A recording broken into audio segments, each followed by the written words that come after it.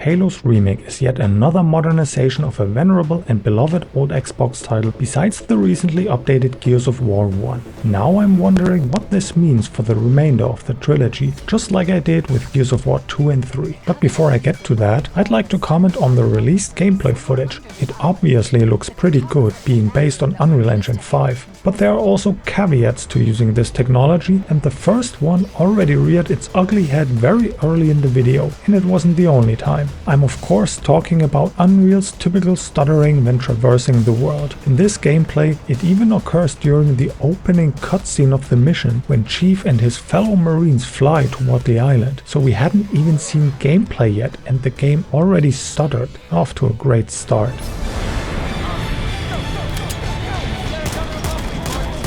Granted, the gameplay looked fun, just like I remember it, but as the player moved through the level, there were obvious hitches. Some were frame rate related, which I can forgive given that this is an early build running on an Xbox console. Those can be ironed out with a bit of fine-tuning of the settings. I am doubtful about Unreal's Traversal Stutters though. I don't have enough faith in Halo Studios, especially since it's their first game based on Unreal. The most egregious stutters happened inside a Forerunner structure during combat, while the player was moving back and forth to evade incoming attacks. This is horrible and should never happen. It is bad enough if regular driving around the level hitches from time to time to load new sections, but placing these invisible loading points in areas of combat encounters is bad design, and I'm skeptical that issues like these will be fixed. My hope now rests with CD Projekt Red and their upcoming Witcher 4 to be one of the rare titles that can tame Unreal's traversal problems. Fingers crossed that their work with Epic will trickle down to all future UE5 releases.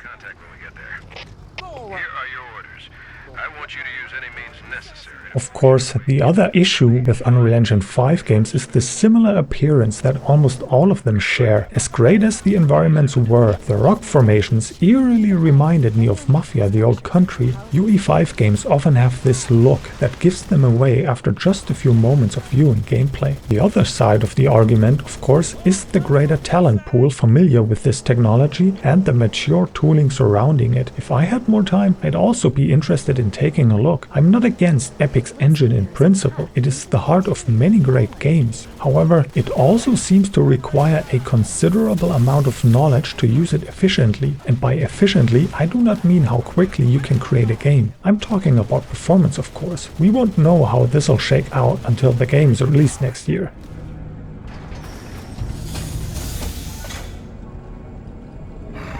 Let's move on to the actual topic of this video. Why do I think this could be another remake/remaster mess in the making? A few months ago, I released a video in which I expressed my concerns about the state of the Gears of War franchise on PC. I was lamenting the fact that PC gamers now received a second remaster of the first Gears of War, while we still didn't know anything about whether the other titles of this trilogy will ever see the light of day on PC or on PlayStation. So I was doubtful that jumping into this franchise on something other than an Xbox is a good idea at this point. We just don't know if PC or PlayStation players will ever be able to play the rest of this great franchise, so why invest the money? It's like purchasing a physical copy of the Firefly TV show. And given Xbox's superb communication skill, which they obviously inherited from Microsoft, we can't really trust anything they say at this point. So now we can look forward to a remake of Halo without knowing where it will lead. Will Microsoft also remake Halo 2 and 3 to complete the trilogy, or will this be a one-off? On PC or Xbox, we have at least the Master Chief Collection. So while Gears of War fans on PC or PS5 are shit out of luck, Halo fans can play all games on PC, which only leaves the PlayStation crowd to worry about, and I think it would be a jerk move not to give them the rest of the franchise to play. And I don't mean the MCC at this point. If that's their play for their station, Xbox should have only released the Master Chief Collection on PlayStation. How weird is it to go from this high-tech remake back to 2014 graphics? As much as we can joke about Naughty Dog remastering The Last of Us Part 1 multiple times, at least it's a consistent experience across both games.